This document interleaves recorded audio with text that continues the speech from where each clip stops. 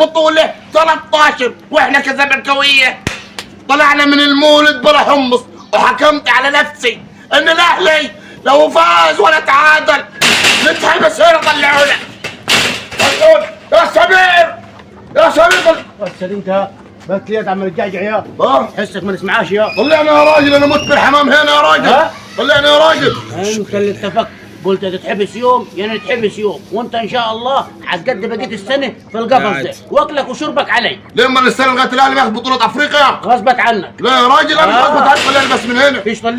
فيش طليع الا لما تعترف ان الاهلي ست افريقيا، الاهلي عمك وعم عمك وعم عمامك وعم الجميع يا مدلدل. طب العم عمي، الاهلي عمي وعم عيالي والاهلي ست افريقيا، طلعني من هنا. اصبر اصبر يا ابو عون. ازاي نصبر يعني؟ اصبر يا مدلدل.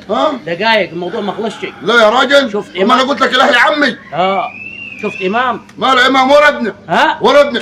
طب خليك قاعد يا مدلدل، خليك قاعد. امال ايه يعني؟ امال ايه يعني؟ شفت امام؟ مال امام؟ امام اهلاوي ولا مش اهلاوي؟